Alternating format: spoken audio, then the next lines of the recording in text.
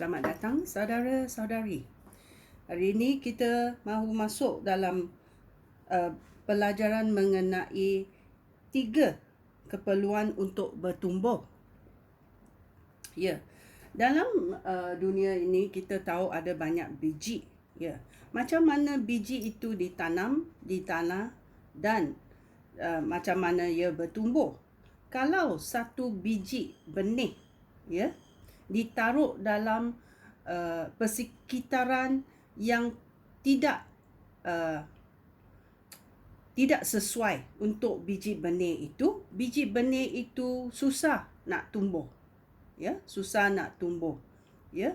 Kalau diberi persekitaran yang subur, ya, yang patut, yang tetap, biji benih itu akan bertumbuh dan berbuah dan menghasilkan banyak lagi biji-biji benih atau buah-buah itu. Ya, apa kondisi yang biji benih itu mesti ada? Ya. Satu, kita berkata tanah yang subur, ya. Itu penting. Tanah itu penting. Tanah yang subur itu penting dan sesuai untuk biji benih itu untuk bertumbuh. Yang kedua adalah air, ya. Segala benda yang hidup perlu air, ya. Dan nombor 3, dia perlu cahaya matahari. Cahaya itu sangat penting untuk bertumbuh. Kita boleh tanam biji benih itu dalam tanah yang subur, dengan air yang berpatutan, dengan cahaya, ya. Dan siapa akan melakukan ketumbuhan itu? Kita tahu Tuhan akan memberkati tumbuh itu dan ia akan bertumbuh, ya. Sebagaimana juga contoh dalam tumbuh-tumbuhan atau biji benih, sama juga dengan iman kita, ya. Bagaimana iman kita boleh bertumbuh, ya? Iman kita bertumbuh dengan adanya persekitaran yang sesuai, iaitu tanah yang sesuai, ya. Ayat Tuhan adalah tanah yang sesuai untuk memtumbuhkan iman kita. Kemudian air adalah ketaatan kepada ayat Tuhan, ya. Dan ketiga adalah cahaya dan kasih sayang Tuhan dalam hati kita melalui Roh Kudus, ya. Dalam Roma bab 5 ayat 5 dia berkata, kita mencarinya. Roma 5:5.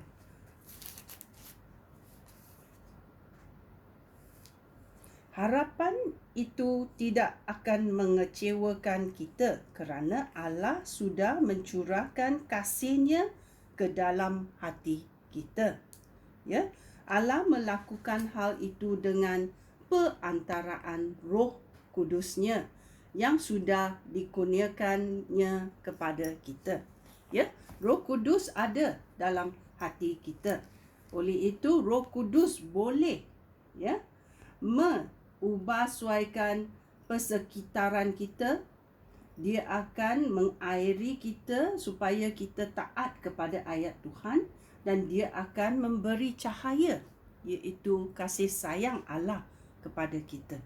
Kerana Roh Kudus dikurniakan oleh Allah Bapa kepada kita dan kita mahu menggunakannya, ya. Dalam Galatia bab 5 ayat 6 kita juga cari. Sungguh baiknya kita ada ayat Tuhan supaya kita tahu, ya, dan kita percaya bahawa ayat Tuhan adalah kebenaran, ya. Galatia bab 5 ayat 6 berkata, kerana pada masa kita bersatu dengan Kristus Yesus, bersunat atau tidak bersunat tidaklah menjadi soal. Yang penting hanyalah kepercayaan kepada Kristus, dan hal itu nyata dalam kasih kita kepada orang lain. Ya. Kepercayaan itu adalah iman. Ya, kerana kita yang hidup sekarang ini tidak pernah jumpa Yesus Kristus. Kita dengar aja, ya. Dengar aja cerita yang dikatakan dalam Alkitab. Dan dengan pendengaran itu kita percaya, ya. Kita percaya. Dan macam bila kita percaya, tanah yang itu menjadi subur. Dan bila kita taat kepada ayat Tuhan, ya, kita akan bertumbuh. Dan bila ada kasih sayang Tuhan, kita tahu kita ni anak kepada Tuhan. Kita anak Allah. Ya. Dan kepastian itu sangat penting dalam hidup seseorang yang mengatakan dia adalah pengikut Yesus Kristus. Kerana syaitan selalu datang dan berkata, siapa kamu ni? Dia akan tanya. Dan kita sebagai anak kepada penyelamatan Yesus Kristus, kita berkata, saya ni kepunyaan Tuhan. Saya adalah anak Allah. Ya, jauhkan kamu. Ya, syaitan, jauhkan kamu daripada segala kepunyaan saya. Ya, kita mesti mengucap. Dan iman kita menjadi kuat kerana kita tahu kebenaran ayat Tuhan ini. Ini sangat penting. So, kita tahu pada tumbuhan kita perlu tanah yang sesuai. Ya, kita perlu air. Kita perlu cahaya. Seperti juga iman kita. Kita perlu ayat Tuhan.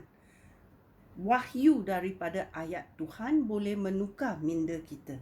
Ya. Air. Kita taat kepada apa yang Tuhan katakan dalam ayatnya. Dan kita lakukan. Ya. Dan cahaya.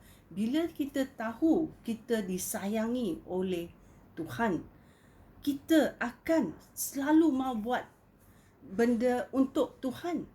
Itulah hidup kita sebagai orang yang percaya dan mengikut Yesus Kristus. Ya. Sekian, terima kasih. Shalom.